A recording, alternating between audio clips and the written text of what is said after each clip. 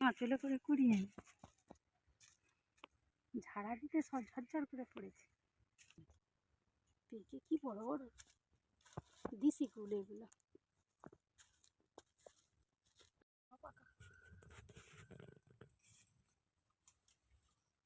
বন্ধুরা আছে পেকে এত পেকেছে। নমস্কার, আমি সুজাতা রন্ধনশালা আপনাদের সকলকে স্বাগত। আজকের বাগানে এসেছি আমি কুল পাড়তে।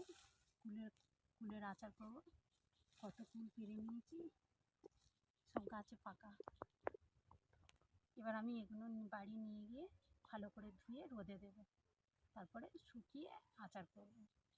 বাড়িতে চলে যাই। এসেছি, এবারে কুলগুলো ধুয়ে ভালো করে রোদে দেব। এগুলো শুকাতে থাক, শুকালে তারপরে চালিয়ে দেব।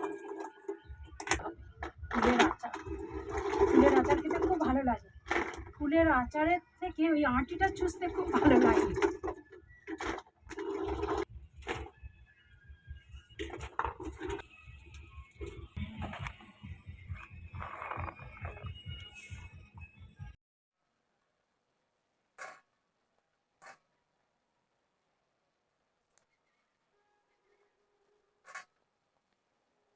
কুলগুলো আমি বাগান থেকে পেরে নিয়ে এসেছি।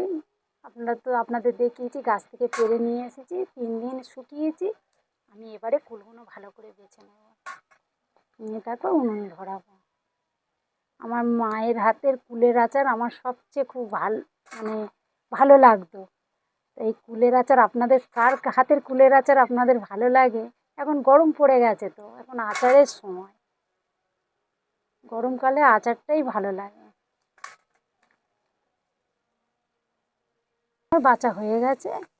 আমি এবার এই গুড়টা আমি এখানে নিয়েছি ভেলি গুড়। 500 কুলের 500 গুড় নিয়েছি। আমি এবার এটা গেট করে নেব। আপনারাও চিনিতে করতে পারেন, কিন্তু আচার মানে গুড়ের আচার ভালো লাগে।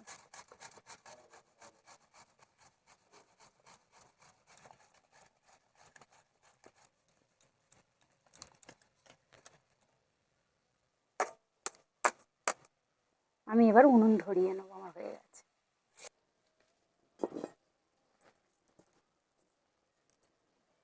আমি কড়াই এবার জল দিয়ে দেবো।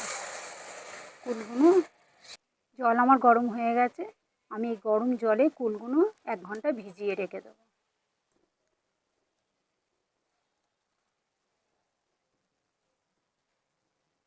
চটকে ধুয়ে নেব।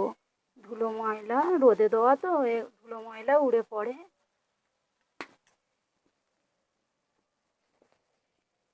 আমি আচারের জন্য একটা ভাজা মশলা তৈরি করে নেব।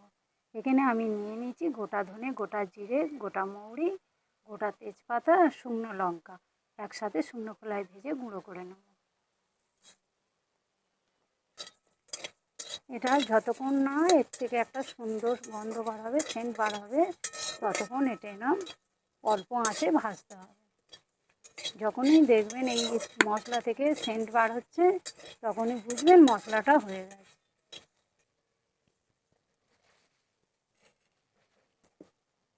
গুড়টা আমি ফুটিয়ে গলিয়ে নেবো। গুড়ে তো নোংরা থাকে, ভেলি গুড়, বালি থাকে, আমি ওটা ছেঁকে নেব।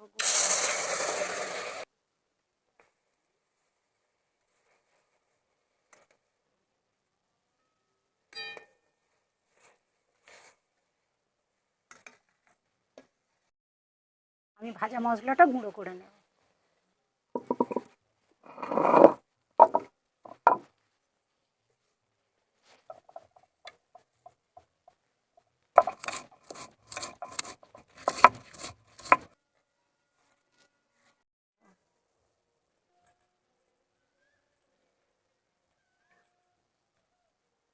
বন্ধুরা, কত নোংরা আপনারা দেখতে পাচ্ছেন কিনা জানি না। বেলি গুড়ে নোংরা থাকে, বালি টালি থাকে অল্প একটু, ছেঁকে নেওয়াই ভালো।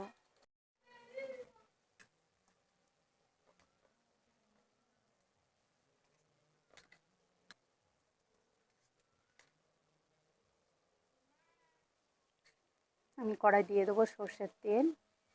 অল্প একটু তেল দিলে হয়ে যায় মশলাটা করার জন্য। এখানে নিয়েছি 5 ফোড়ন, শুকনো লঙ্কা, একটা তেজপাতা ফোড়নে দিয়ে দেবো। আমি এবার কুলগুলো দিয়ে ভেজে নেব। আমার কুলে আর জল নেই, আমি এবার এই স্টেজে গুড়টা দিয়ে দেবো। গুড়টা দিয়ে ভালো করে জাল করে নেব।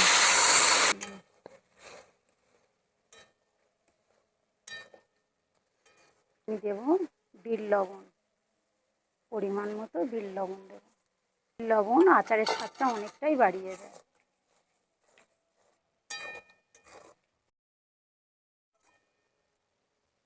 দিয়ে দেবো এই ভাজা মশলাটা।